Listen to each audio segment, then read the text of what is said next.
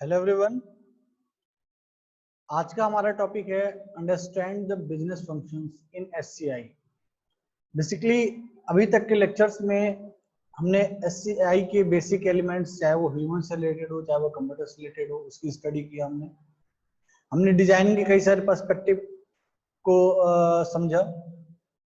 आज का जो हमारा टॉपिक है understand the business function in SCI, basically इसका मोटो ये है कि जब भी हम कोई इंटरफेस डिजाइन करते हैं, एससीआई में कोई इंटरफेस डिजाइन करते हैं, तो उस इंटरफेस को डिजाइन करते समय हमें बिजनेस पॉइंट ऑफ व्यू से चीजों को पे काम करना होता है। मींस जो भी इंटरफेस हम डिजाइन कर रहे हैं वो इंटरफेस हमारे पर्सनल यूज के लिए नहीं है, वो इंटरफेस डिजाइनर के यूज के लिए नहीं है, वो इंटरफेस डेवलपर के यूज के लिए नहीं है, वो इंटरफेस मार्केट में एग्जिस्टिंग एक यूजर के लिए है। तो हमें मार्केट में एग्जिस्टिंग यूजर को ध्यान में रखना है और मार्केट ट्रेंड को ध्यान में रखना है। तो कहने का मतलब ये है कि एससीआई में जब भी हम डिजाइनिंग करेंगे तो डिजाइनिंग के एस्पेक्ट के साथ ही साथ हम बिजनेस के कुछ पॉइंट्स को भी साथ में लेके चलेंगे। तो आज के इस टॉपिक में understanding the business function SCI में कुछ बेसिक्स पॉइंट हैं, उन्हीं पॉइंट्स की रिगार्डिंग हमें अपनी स्टडी करनी है। जैसा कि आप यहाँ देख रहे हैं, there are four main points to understand business functions in SCI. First one is business definitions and requirement analysis. Business definition and requirement analysis का मतलब ये है, नॉर्मली हम जानते हैं रिक्वायरमेंट एनालिसिस का मतलब होता है यूजर की जो रिक्वायरमेंट है उसको हम गैदर करें, उसको इकट्ठा करें, उसको एनालाइज करें। यहाँ कह रहे हैं business definition and requirement analysis. तो जो हम रिक्वायरमेंट कलेक्ट करेंगे यूजर से, या जो भी रिक्वायरमेंट हम जो कलेक्ट किया हमने उसको जो एनालिसिस करेंगे, वो जो एनालिसिस होगी बिजनेस पॉइंट ऑफ व्यू से होगी, business definition and requirement analysis. ठीक है। सेकंड कह रहा है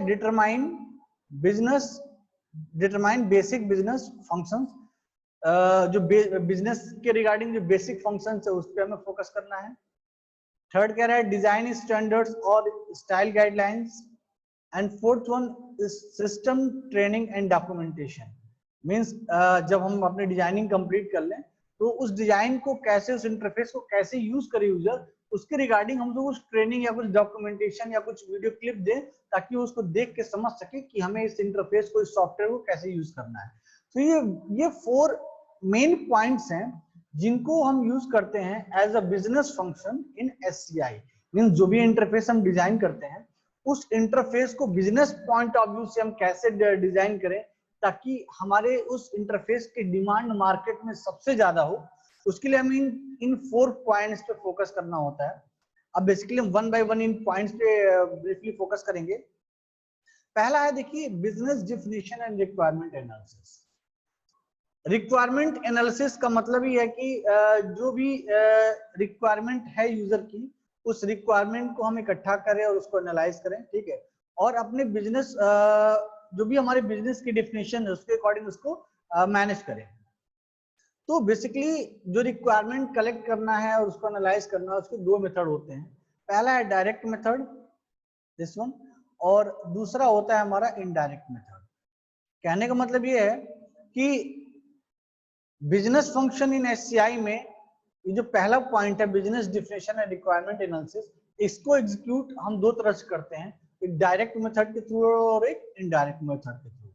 तो डायरेक्ट मेथड में अगर आप ध्यान से देखें, मींस हमें रिक्वायरमेंट को कलेक्ट करना है, ठीक है, और वो रिक्वायरमेंट हम डायरेक्टली कलेक्ट कर रहे हैं, किससे? यूजर से। जब डायरेक्टली कलेक्ट करेंगे मींस हम यूजर के कांटेक्ट में डायरेक्ट आएंगे। तो इसमें डिफरेंट मेथड्स बताए गए हैं कि डायरेक्ट मेथड में हम कैसे रिक्वायरमेंट को एनालाइज करते हैं, कैसे रिक्वायरमेंट को कलेक्ट करते हैं। जो पहला है individual face to face interview, means हम यूजर से डायरेक्टली कांटेक्ट में आए। टेलीफोन इंटरव्यू और survey, traditional focus group, facilitated team workshop, observation field study, user interface prototyping, usability laboratory testing. तो ये डिफरेंट पॉइंट्स जो हैं, कार्ड सॉर्टिंग फॉर वेबसाइट्स, जो डिफरेंट पॉइंट्स हैं, इन पॉइंट्स को यूज करके हम यूजर से उसकी रिक्वायरमेंट को समझ सकते हैं, जान सकते हैं, एनालाइज करते हैं। तो ये सारे मेथड जो डायरेक्ट मेथड के अंडर में आते हैं। तो वैसे ही अगर इनडायरेक्ट की बात करें तो इनडायरेक्ट मेथड में आपका हमारा एमआईएस इंटरमीडिएटरी आता है, पेपर सर्वे क्वेश्चनरी आता है, इलेक्ट्रॉनिक सर्वे क्वेश्चनरी आता है। जैसे कि आपने देखा होगा कि कभी जब इलेक्शंस होते हैं, लोकसभा या विधानसभा के इलेक्शंस होते हैं, तो बहुत सारे मीडिया प्लेटफॉर्म वाले क्या करते हैं कि सर्वे कराते हैं कि कौन सी पार्टी जीतेगी। तो वो जो सर्वे होता है वो इनडायरेक्ट मेथड है। वो क्या इनडायरेक्ट मेथड है? तो कहने मतलब यूजर की रिक्वायरमेंट को समझने के लिए हम कुछ इनडायरेक्ट मेथड को भी अप्लाई करते हैं। उस इनडायरेक्ट मेथड में हमारा इलेक्ट्रॉनिक सर्वे हो गया, इलेक्ट्रॉनिक फोकस ग्रुप हो गया, मार्केटिंग एंड सेल्स हो गया, सपोर्ट लाइन हो गया, ईमेल एंड बुलेटिन बोर्ड हो गया, यूजर ग्रुप हो गया, कंपटीटर एनालिसिस हो गया, ट्रेड शो हो गया, अदर मीडिया एनालिसिस हो गया, सिस्टम टेस्टिंग हो गया। तो ये जो दो मेथड्स हैं हमारे, डायरेक्ट मेथड और इनडायरेक्ट मेथड, बेसिकली इनका यूज हम करते हैं यूजर की रिक्वायरमेंट को समझने के लिए और उस रिक्वायरमेंट को फिर अपने बिजनेस में डिफाइन करने के लिए। ठीक है, तो यहाँ देखिए कह रहा है the objective of this page is to stabilize the need for a system, a requirement is an objective that must be met. Main point, a requirement is an objective that must be met. हमारा main objective क्या है? Requirement को समझना और उसी requirement के हिसाब से चीजों को बनाना ताकि यूजर की जो डिमांड है वो मीट हो सके, मिल सके, यूजर को जो चाहिए वो हम दे सके। A product description is developed and redefined based on input from user or marketing. A product description is developed, जो प्रोडक्ट में चाहिए वो हम डेवलप करें किसके इनपुट के थ्रू? यूजर के इनपुट के थ्रू और मार्केटिंग के थ्रू। मींस या तो हम यूजर से डायरेक्टली कांटेक्ट में आए या मार्केटिंग कुछ ऐसी स्ट्रेटेजीज अपनाए जिससे हम यूजर की डिमांड्स को समझ सकें। ठीक है, there are many techniques for capturing information for determining requirements. There are such methods, direct method and indirect method. Indirect method, the significant advantage of direct method is the opportunity they provide to hear the user's comment in persons and first-hand person-to-person encounters permit multiple channels of communication and provide the opportunity to immediately follow up on vague or incomplete data. तो ये जो direct methods में मैंने आपको different methods बताए हैं। जैसे पहला individual face to face interview, means हम यूजर से डायरेक्ट कांटेक्ट में आए और उससे उसकी रिक्वायरमेंट को समझने के लिए कुछ सवाल जवाब करें। टेलीफोनिक इंटरव्यू भी कर सकते हैं, जैसा कि हम फेस टू फेस इंटरव्यू कर रहे हैं, जो सवाल हम फेस टू फेस कर रहे हैं वो सवाल हम टेलीफोनिक इंटरव्यू के थ्रू भी कर सकते हैं। ट्रेडिशनल फोकस ग्रुप, अच्छा अभी आपको लग रहा होगा टेलीफोनिक इंटरव्यू और सर्वे में हम यूजर के डायरेक्ट कांटेक्ट में तो आ नहीं रहे हैं, तो ये तो इनडायरेक्ट मेथड होना चाहिए। नहीं, हम यूजर से डायरेक्टली क्वेश्चन कर रहे हैं। ठीक है, हम यूजर तक क्वेश्चन पहुंचाने के लिए किसी मीडियम को यूज नहीं कर रहे, हम डायरेक्ट उससे पूछ रहे हैं और वो डायरेक्ट हमें रिप्लाई कर रहा है। मींस उसके रिप्लाई, उस हमारे क्वेश्चन और उसके रिप्लाई के बीच का जो सेशन है वो हमारे उसके बीच डायरेक्टली चल रहा है, इसलिए डायरेक्ट मेथड के अंदर में आता है। नेक्स्ट है traditional focus group, facilitated team work. तो जो ट्रेडिशनल फोकस ग्रुप है इसमें बेसिकली हम कुछ एक ग्रुप पे फोकस करते हैं और small group of users and moderator brought together to verbally discussion the requirement. Suppose करिए कि हमें शेयर मार्केट से रिलेटेड एक सॉफ्टवेयर बनाना है, एक इंटरफेस बनाना है, तो हम जो सेट ऑफ यूजर्स से डायरेक्ट अप्रोच के थ्रू उससे उसकी रिक्वायरमेंट जानेंगे, उसके लिए यूजर वो होना चाहिए जो उस डोमेन, उस क्लस्टर से बिलोंग करता हो। मींस अगर हमें शेयर मार्केट से रिलेटेड कोई सॉफ्टवेयर बनाना है ट्रेडिंग के लिए, तो जो लोग ट्रेडिंग करते हैं, जो लोग शेयर मार्केट में इन्वॉल्व रहते हैं, हम उनसे क्वेश्चन करेंगे, हम उनसे सवाल जवाब करेंगे, हम उनसे इंटरव्यू करेंगे। तो वो जो ग्रुप है लोगों का, हम उस स्पेसिफिक ग्रुप से डायरेक्ट मेथड के थ्रू उनकी रिक्वायरमेंट को समझेंगे और फिर अपने इंटरफेस में उसको इंक्लूड करेंगे। फैसिलिटेटेड टीम वर्क, ठीक है, इसमें टीम वर्क की भी जरूरत होती है। Facilitated structure workshop held with user to obtain requirements information similar to the traditional focus group. Like focus group, they do require a great deal of time to organize and run. Observation field study, ठीक है, field की भी study हमें करनी पड़ती है, basically market की क्या डिमांड है। ठीक है, तो हमें इंटरव्यू के साथ साथ ऑब्जर्वेशन भी करना होगा। Users are observe and monitor for an extended time to learn what they do. वो क्या करते हैं, क्या चाहते हैं, ये चीजें हमें ऑब्जर्व करनी होगी। क्योंकि मैंने आपको इससे पहले के लेक्चर्स में ही बताया है, जब हम यूजर की रिक्वायरमेंट को समझने की कोशिश करते हैं तो कभी कभी होता है ऐसा है, यूजर चाहता कुछ है, बोलता कुछ है, ठीक है। तो उसकी रियल रिक्वायरमेंट को समझने के लिए हमें ऑब्जर्वेशन भी करना होगा, और उन ऑब्जर्वेशंस के थ्रू हम एग्जैक्ट रिक्वायरमेंट को फाइंड आउट कर सकते हैं। यूजर इंटरफेस प्रोटोटाइपिंग, ठीक है, जो यूजर चाह रहा है जो उसकी रिक्वायरमेंट है उसका प्रोटोटाइप बना के यूजर को दिखाएं, देखो तुम्हें ऐसा ही चाहिए, ताकि यूजर बोले नहीं ऐसा नहीं, मुझे ऐसा चाहिए था। तो इससे क्या है कि अंडरस्टैंडिंग और क्लियर होगी, यूजर ने बोला ये था तो उसके अकॉर्डिंग मैंने ये बनाया, लेकिन यूजर चाहता कुछ और है। तो जो हम प्रोटोटाइपिंग उसको दिखाएंगे, उसके थ्रू हमारे उसके बीच में डायरेक्ट कम्युनिकेशन हो रहा है, देखिए आप जो चाहते हैं वो इस तरह से बनेगा, क्या आप ऐसा ही चाहते हैं या कुछ और चाहते हैं। तो इससे क्या होगा, जो भी मैनिपुलेशन होनी होंगी वो एग्जीक्यूशन फेज में जाने से पहले ही हो जाएंगी, ठीक है। यूजेबिलिटी लेबोरेटरी टेस्टिंग, उसकी हम टेस्टिंग भी करेंगे, ठीक है, कि वो कितना यूजेबल है, जो यूजर ने रिक्वायरमेंट बताई है क्या उसकी रिक्वायरमेंट फुलफिल हो रही है या नहीं हो रही, इसकी हम टेस्टिंग करेंगे। Card sorting for websites, a technique to stabilize grouping of information for websites। मतलब हम इससे रिलेटेड सारी इंफॉर्मेशन को किसी एक जगह पे इकट्ठा कर दें और उस इंफॉर्मेशन को यूज करके फिर एक फाइनल कंक्लूजन ले सकें। कि ये सारे अप्रोचेज हमारे डायरेक्ट मेथड के। नेक्स्ट हमारा इनडायरेक्ट मेथड। इनडायरेक्ट मेथड में नाम से लग रहा है, इनडायरेक्ट मेथड में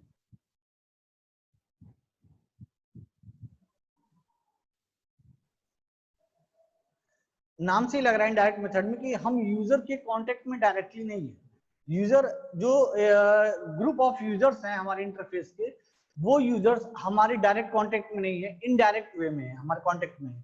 तो इनडायरेक्ट वे का मतलब क्या है कि पास्ट में जो यूजर्स थे इससे रिलेटेड इंटरफेस के, उन यूजर्स की क्या डिमांड रही होगी या वो क्या चाहते थे, या इससे रिलेटेड जो इंटरफेस पहले लॉन्च हुए उनमें क्या क्या फीचर्स थे। तो जो MIS इंटरमीडिएटरी है, मतलब मैनेजमेंट इंफॉर्मेशन सिस्टम जो है, उस इंफॉर्मेशन सिस्टम में जो भी डेटा पहले से स्टोर्ड है, उस डेटा को हम यूज करके हम यूजर की रिक्वायरमेंट को समझ सकते हैं। तो ये हमारा इनडायरेक्ट मेथड कहलाएगा। पेपर सर्वे क्वेश्चनरीज मींस हम सर्वे कराएं, मींस हम कुछ सेट ऑफ क्वेश्चंस बना ले अपने इंटरफेस की रिगार्डिंग, और डोर टू डोर जाके लोगों से उसको फिल करवा के फिर बाद में उसको एनालाइज करके आइडेंटिफाई कर यूजर क्या चाहता है। इलेक्ट्रॉनिक सर्वे, जैसे पेपर सर्वे वैसे इलेक्ट्रॉनिक सर्वे है। Electronic focus group, marketing and sales, support line, email and bulletin board, user group. ये जो डिफरेंट आपके मेथड्स बताए गए हैं, ये सारे के सारे आपके इनडायरेक्ट मेथड हैं, जिसके थ्रू हम यूजर से उसकी रिक्वायरमेंट जानते तो हैं, लेकिन हम यूजर के कांटेक्ट में डायरेक्टली नहीं आते हैं। सेकंड जो है हमारा बिजनेस फंक्शंस इन SCI में, वो डिटरमाइनिंग बेसिक बिजनेस फंक्शंस। आपने यूजर की रिक्वायरमेंट को समझ लिया, ठीक है। यूजर की रिक्वायरमेंट को समझने के बाद अब आपको जो नेक्स्ट फेज है वो है बिजनेस फंक्शन को समझना। डिटरमाइन बेसिक बिजनेस फंक्शन, जो बिजनेस के बेसिक फंक्शन है उसको अंडरस्टैंड करना, उसको एनालाइज करना, उसको समझना। तो जो आपके इंटरफेस के रिगार्डिंग जो बेसिक बिजनेस फंक्शंस हैं, उसको समझने के लिए आपको दो चीजों पर फोकस करना होगा। पहला है यूजर मेंटल मॉडल और दूसरा है कॉन्सेप्चुअल मॉडल, ठीक है। यहाँ अगर ध्यान से देखें तो कह रहा है detailed description of what the product will do is prepared. क्या चाहिए हमें अपने इंटरफेस में, हमें प्रिपेयर करना पड़ेगा, ठीक है। यही हमारा मेन मोटो है, डिटरमाइनिंग बेसिक बिजनेस फंक्शन। तो बिजनेस के बेसिक फंक्शंस को हमें क्या करना है, डिटरमाइन करना है। तो डिटरमाइन करने के लिए क्या करना होगा, हमें एक एक पॉइंट्स को कलेक्ट करना होगा डॉक्यूमेंटेशन फॉर्म में। तो वही कह रहा है detailed description of what the product will do is prepared. हमें प्रिपेयर करना है एक डॉक्यूमेंटेड फॉर्म में कि हमें अपने इंटरफेस में क्या चाहिए। Major system functions are listed and described including critical system inputs and output. मतलब जो हम डिटेल तैयार करेंगे उसमें सिस्टम की जो भी फंक्शनैलिटीज हैं, उसकी जो क्रिटिकल स्टेज है, वो क्या इनपुट लेगा, क्या आउटपुट देगा, ये सारी की सारी चीजें। तो कहने का मतलब ये है कि जो बिजनेस का जो बेसिक फंक्शन है, बेसिक फंक्शन हमारे बिजनेस का, और हमारे बिजनेस क्या है, इंटरफेस को डिजाइन करना है। तो उस इंटरफेस के रिगार्डिंग जो हम बेसिक बिजनेस करने जा रहे हैं, वो बिजनेस हमारा सक्सेसफुल हो, उसके लिए हमें किन किन चीजों को ध्यान में रखना होगा कि हमारे प्रोडक्ट में क्या होना चाहिए, ठीक है। फिर उसकी फंक्शनैलिटीज के रिगार्डिंग और उसमें क्या क्या क्रिटिकल सिचुएशंस आ सकती हैं, वो क्या इनपुट लेगा, क्या आउटपुट देगा, इन सारी चीजों को जब हम एक डॉक्यूमेंटेड फॉर्म में रख देंगे तो शायद हमें अपनी जो बेसिक बिजनेस नीड्स है उसको इजीली समझ पाएंगे. A flow chart of major functions is developed. The process the developer will use is summarized as follow. तो जो आपने डॉक्यूमेंटेशन प्रिपेयर किया है अपने इंटरफेस के रिगार्डिंग, ठीक है, उसी डॉक्यूमेंटेशन को डेवलपर यूज करता है और क्या करता है अपनी कोडिंग में, अपनी डिजाइन में उसको इंक्लूड करता है. Gain a complete understanding of user mental model. मैंने स्टार्टिंग बोला था कि डिटरमाइनिंग बेसिक बिजनेस फंक्शन में हमें दो चीजों को फॉलो करना है, यूजर मेंटल मॉडल और कॉन्सेप्चुअल मॉडल. कॉन्सेप्चुअल मॉडल का मतलब ये है कि जो यूजर को चाहिए उसकी रिक्वायरमेंट को कॉन्सेप्चुअली हम अपने डिजाइन में उतार दें.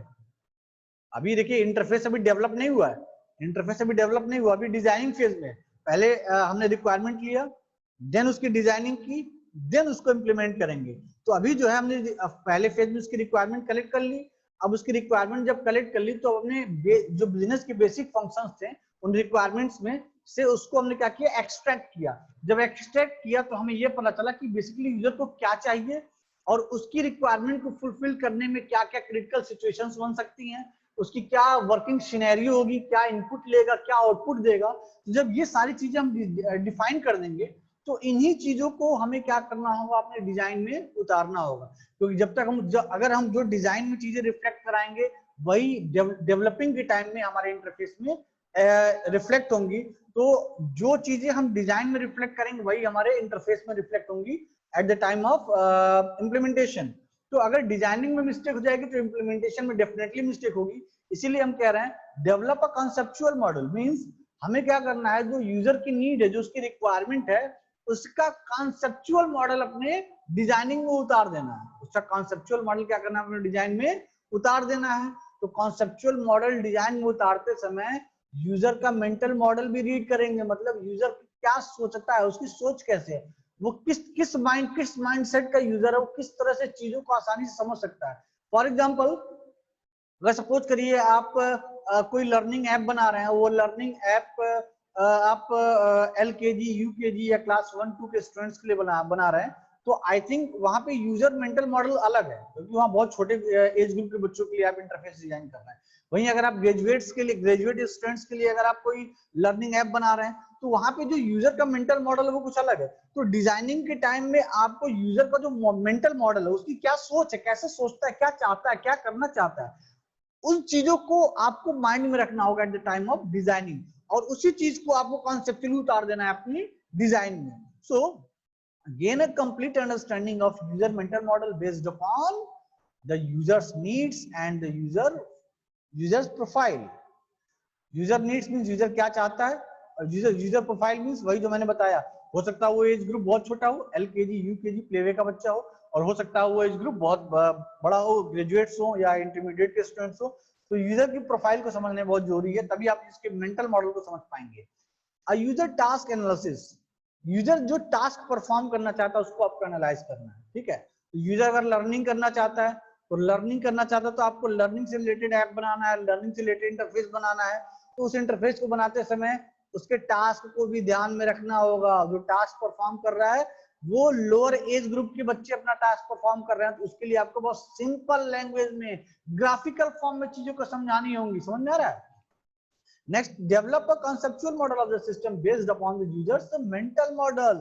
मैंने बोला ना, conceptual model जो है, जो यूजर की रिक्वायरमेंट, जो उसकी नीड है, जो उसके दिमाग में चल रहा है, ठीक है, उसको conceptually आपको अपने इंटरफेस में उतार देना. वही कह रहा है, develop a conceptual model of the system based upon the user's mental model. यानी यूजर मेंटल मॉडल को हमें conceptual मॉडल में कन्वर्ट कर देना है, और उसके लिए हमें क्या परफॉर्म करना होगा, defining objects, defining metaphors.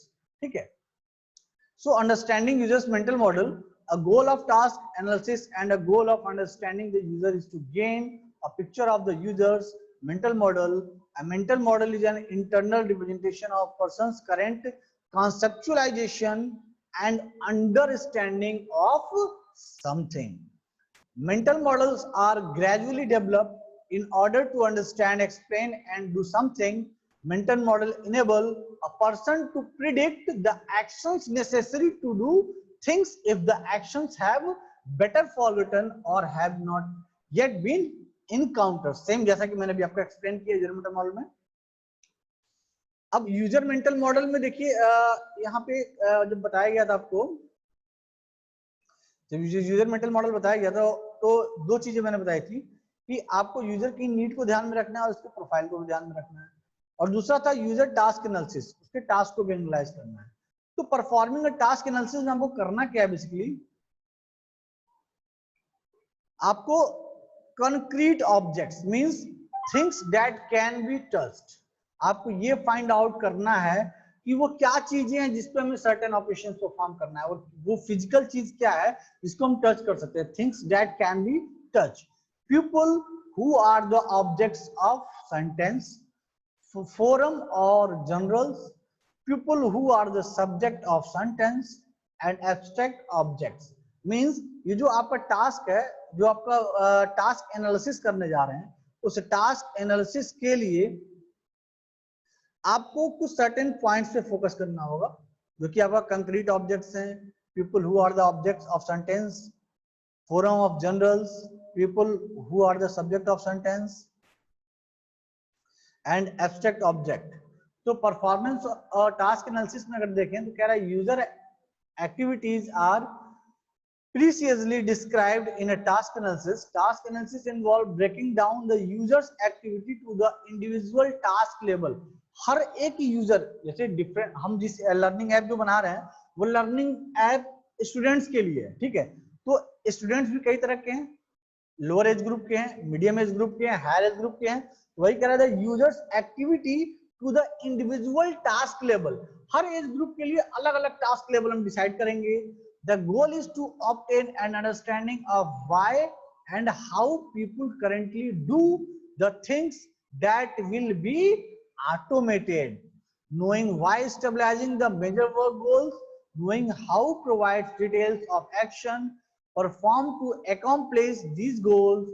Task analysis also provide information concerning workflows, the interrelationship between people, objects and action। जो आप टास्क एनालिसिस कर रहे हैं इससे क्या पता चलेगा, किन लोगों को यूज करना है, वो किन किन ऑब्जेक्ट्स पे अपना ऑपरेशन परफॉर्म करेंगे और क्या ऑपरेशन परफॉर्म करेंगे। तो कहने का मतलब ये है जो कॉन्सेप्चुअल फेज है हमारा, जो कॉन्सेप्चुअल फेज है, कॉन्सेप्चुअल फेज का जस्ट प्रीवियस फेज जो है हमारा होता है यूजर टास्क एनालिसिस, जो कि पार्ट है यूजर मेंटल मॉडल का। तो one result of the task analysis is the listening of users current task, user currently किस टाइप के operations perform कर रहा है, ठीक है। This list should be well documented and maintained. Change in task requirement can then be easily incorporated as design iterations occurs.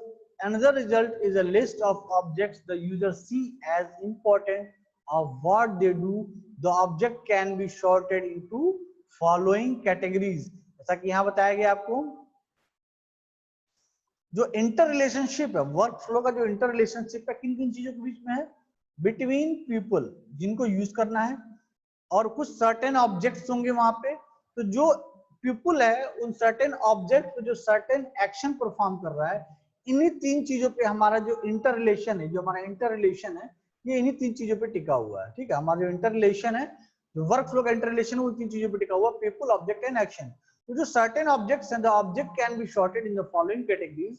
जो certain objects हैं वो क्या है, कंक्रीट ऑब्जेक्ट्स मींस आपको ये फाइंड आउट करना होगा कि इंटरेक्शन के दौरान वो कौन कौन सी चीज है जिनसे हमें डायरेक्टली टच में आना होगा, जिनके डायरेक्टली हमें टच में आना होगा, तभी हम प्रॉपर इंटरेक्शन कर सकते हैं। आपको ये जानना होगा people who are the object of sentence, normally organisations, people, customer means वो कौन से लोग हैं जो आपके इंटरफेस से इंटरेक्ट करेंगे, फॉर्मल, फॉर्म्स और general, things that keep track of information, मतलब ऐसे जनरल्स, ऐसे डॉक्यूमेंटेशन आपको करनी पड़ेंगे जिनसे आप इंफॉर्मेशन को ट्रैक कर सके कि आप सही डायरेक्शन में जा रहे हैं या नहीं। People who are the subject of sentence, normally the users of a system. Abstract object means anything not including above, means abstract object में वो सारी चीजें आएंगी जो छूट गई हैं, जो इन 4 चीजों में नहीं है। तो अभी हमने ये यूजर्स मेंटल मॉडल कंप्लीट कर लिया है, ठीक है, under the determining basic business function. अब under the determining basic business function में कॉन्सेप्चुअल मॉडल है। तो कॉन्सेप्चुअल मॉडल में अगर देखें, कॉन्सेप्चुअल मॉडल मैंने आपको बताया कि जो यूजर का मेंटल मॉडल उसको कॉन्सेप्चुअल हमने डिजाइन में उतार देना है, ठीक है। सेम चीज, the output of the task analysis is creation. जो आपने अभी प्रीवियस फेज में जो टास्क एनालिसिस किया, यूजर मेंटल मॉडल में जो टास्क एनालिसिस किया, जो उसका आउटपुट निकला, the output of task analysis is the creation by the designer of a conceptual model for the user interface. A conceptual model is the general conceptual framework through which the system functions are presented. Same चीज जो मैंने आपको बताया था कि जो user का mental model है वो क्या सोचता है, कैसे करना चाहता है, क्या चाहता है, उसी चीज को कॉन्सेप्चुअली हम अपने डिजाइन में उतार दें ताकि जब वो इम्प्लीमेंट हो तो हमारे इंटरफेस में सारी की सारी चीजें रिफ्लेक्ट हो। ओके, नेक्स्ट है, इसी में है, the goal of design is to facilitate for the user the development of useful mental model of the system. This is accomplished by presenting to the user a meaningful conceptual model to the system. When the user then encounters the system, his or her existence mental model will hopefully mesh with the system's conceptual model. Means overall conclusion यही है कि हमें जो user का mental model, उस mental model को system में reflect कराने से पहले उसको कॉन्सेप्चुअल मॉडल में उतारेंगे ताकि उसकी डिजाइनिंग हो, और डिजाइनिंग के बाद जब इम्प्लीमेंटेशन हो तो वो प्रॉपर जो इंटरफेस बन करके आए वो इंटरफेस यूजर को सेटिस्फाई कर सके।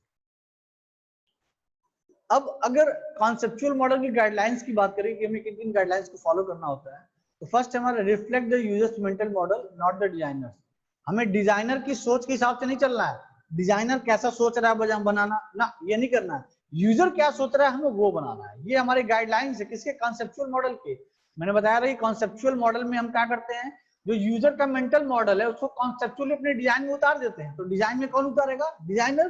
तो डिजाइनर क्या सोच रहा है वो मायने नहीं रखता है, यूजर क्या सोच रहा है वो मायने रखता है। तो यूजर का जो मेंटल मॉडल है, देखिए साफ साफ कह रहा है, reflect the users mental model not the designers.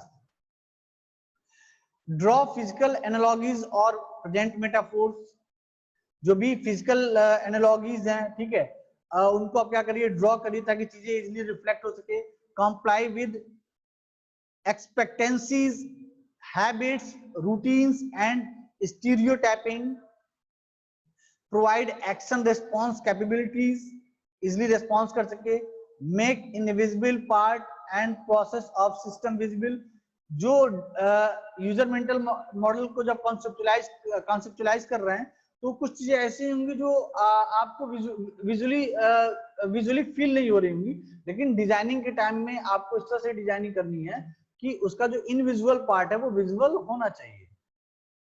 Provide proper and correct feedback. Feedback बहुत इंपॉर्टेंट रोल प्ले करता है इसमें। अवॉइड एनीथिंग अननेसेसरी और irrelevant. Provide design consistency. Design पूरा एक जैसा होना चाहिए, ठीक है। जैसे कि मैंने बताया था कि अगर आप 5 to 10 ईयर के एज ग्रुप के लिए बना रहे हैं तो उसकी डिजाइनिंग कंसिस्टेंसी कुछ अलग तरह की होगी। आप 20 to 25 ईयर के एज ग्रुप के लिए लर्निंग ऐप बना रहे हैं, उसकी डिजाइनिंग कंसिस्टेंसी अलग होगी। तो कहने का मतलब है ये जो डिजाइनिंग कंसिस्टेंसी है वो यूनिफॉर्म होनी चाहिए। अगर आप एक एज ग्रुप के लिए बना रहे हैं तो बिल्कुल एक जैसी होनी चाहिए, किसी अदर ग्रुप के लिए बना रहे हैं तो किसी अदर जैसी होनी चाहिए। Provide documentation and help system that will reinforce the conceptual model. Promote the development of both noise and expert mental model. मतलब आपको इस तरह से प्रमोट करना अपने डिजाइन को कि उसमें जो नौसिखिए लोग हैं, नॉइस मतलब जो नया यूजर जो कभी सिस्टम से इंटरेक्ट नहीं हुआ, या जो एक्सपर्ट लोग हैं, उन दोनों को आप अपने दिमाग में रख के चलिए कि एक नौसिखिया आदमी भी इसको यूज कर सके और एक्सपर्ट आदमी भी इसको यूज कर सके। डिफाइनिंग ऑब्जेक्ट्स में आपको ऑब्जेक्ट्स डिफाइन करना होगा। ऊपर मैंने बताया था पीपल है, ऑब्जेक्ट है, ठीक है, और एक्शंस है, तो आपको ऑब्जेक्ट्स भी डिफाइन करना होगा। The object used in task, object behaviour and characteristics, relationship of object to each other, the action performed, the object to which action apply, state information और attribute that each object in the task must preserve, display और allowed to the edited, ठीक है। तो ये सारी चीजें हमारी conceptual model में यूज होती हैं, जिसके थ्रू हम यूजर के मेंटल मॉडल को कन्वर्ट कर सकते हैं कॉन्सेप्चुअल मॉडल में। थर्ड हमारा डिजाइन स्टैंडर्ड और style guides. Basically design standard style guides में it also defines the interface standards, rules, guidelines and conventions that must be followed in detailed design, given as value of standard guidelines, documented design and design support and implementation। कहने का मतलब ये कि जब आप designing कर रहे हैं तो उसका एक स्टैंडर्ड होना चाहिए। सेकेंड फेज में आपने ये जान लिया कि यूजर का जो मेंटल मॉडल आपने कॉन्सेप्चुअली उसको अपने मतलब डिजाइन में मतलब उसको आपने कॉन्सेप्चुअली कन्वर्ट कर लिया, ठीक है। अब क्या कर रहे हैं आप, डिजाइनिंग का एक स्टैंडर्ड बना रहे हैं ताकि जो डिजाइनिंग हम करें वो डिजाइन एक स्टैंडर्ड को फॉलो करता हुआ चले, ठीक है। तो उस स्टैंडर्ड को फॉलो करने के लिए हमें क्या करना होगा, अलाउ फास्टर परफॉर्मेंस। मींस हम अपने डिजाइन में इस तरह की चीजें रखेंगे जिससे हमारे सिस्टम की परफॉर्मेंस फास्ट हो सके। रिड्यूस एरर, एरर उसमें कम से कम रहे। रिड्यूस ट्रेनिंग टाइम, इंटरफेस इतना इजी हो कि लोगों को, यूजर को समझाना ना पड़े कि कैसे यूज कर रहे हैं, वो आसानी से समझ जाए कि उन्हें इस इंटरफेस से कैसे इंटरेक्ट करना है। Foster better system utilisation, improve satisfaction and improve system expectations. तो अगर ये सारी की सारी चीजें अगर हमारे डिजाइनिंग में है, इट मींस हमारे डिजाइन का जो स्टैंडर्ड है, हमारे डिजाइन का जो स्टैंडर्ड है वो एक टॉप क्वालिटी स्टैंडर्ड को फिर वो मेंटेन करेगा, ठीक है। जिसमें हम डॉक्यूमेंटेशन की, डिजाइनिंग के डॉक्यूमेंट भी प्रिपेयर करते हैं ताकि जो डेवलपर है उस डिजाइन के डॉक्यूमेंट को देख करके सेम जो कॉन्सेप्चुअलाइज हमने डिजाइनिंग किया है उसको वो अपने इंप्लीमेंटेशन में उतार सके, ठीक है। लास्ट है हमारा system training and documentation. System training and documentation में बेसिकली इसका मेन मोटिव ये होता है कि जो भी इंटरफेस आपने यूजर से इंफॉर्मेशन कलेक्ट किया, उसको उसके मेंटल मॉडल कॉन्सेप्चुअलाइज किया, एक स्टैंडर्ड डिजाइनिंग किया, उसको इम्प्लीमेंट कर दिया। अब जब आपका इंटरफेस रेडी हो गया तो अब आपको अपने इंटरफेस में कुछ ऐसी चीजें रखनी है, कुछ ऐसे डॉक्यूमेंटेशंस रखने हैं, कुछ ऐसे वीडियोस रखनी है जिसको देख के, जिसको पढ़ के ये यूजर समझ सके कि इस इंटरफेस को कैसे यूज करना है। तो वही फोर्थ पॉइंट हमारा सिस्टम ट्रेनिंग एंड डॉक्यूमेंटेशन। इसमें कह रहा है system training will be based on users need. User क्या चाहता है, यूजर किस तरह से समझ सकता है। कुछ यूजर पढ़ के समझ सकते हैं आसानी से, कुछ यूजर को पढ़ना नहीं आता तो वो वीडियो देख के आसानी से समझ सकते हैं। तो यूजर की नीड के अकॉर्डिंग उनका ट्रेनिंग सेशन रखेंगे अपने इंटरफेस में। System conceptualized design, system learning goals and system performance goal. तो ट्रेनिंग में include such tools as formal और वीडियो ट्रेनिंग। जो हम ट्रेनिंग सेशन रख रहे हैं कैसा रख रहे हैं, इसमें टूल डाल दे रहे हैं जो कि फॉर्मल वे में हो, या एक वीडियो ट्रेनिंग हो, या मैनुअल्स हो, या ऑनलाइन ट्यूटोरियल या रेफरेंस मैनुअल्स हो, जिसके थ्रू यूजर जो है एक क्विक गाइडलाइंस फाइंड आउट कर सके, जिससे वो ये अंडरस्टैंड कर पाए कि उससे इंटरफेस से किस तरह से इंटरेक्ट करना है। Any potential problem can also be identified and addressed earlier in the design process, reducing later problems and modifications cost। Documentation की बात में यही कहा गया है कि जो भी चीजें आप यूजर को समझाना चाहते हैं एक डॉक्यूमेंटेशन के फॉर्म में रख दे। जैसे कि आप देखते हैं कोई भी आप आइटम मार्केट से परचेज करके लाते हैं या फिर कोई सॉफ्टवेयर इंटरनेट से डाउनलोड करते हैं, तो उसमें एक हेल्प का ऑप्शन होता है जिसमें सारी की सारी डॉक्यूमेंटेशन भी होती है, जिसको पढ़ करके आप ये समझ सकते हैं कि कैसे आपको इस इंटरफेस से इंटरेक्ट करना है, कैसे इसको यूज करना है। तो आज का ये जो हमारा टॉपिक था बेसिकली बिजनेस फंक्शन से रिलेटेड था, जो कि एससीआई में हमें फॉलो करना होता है।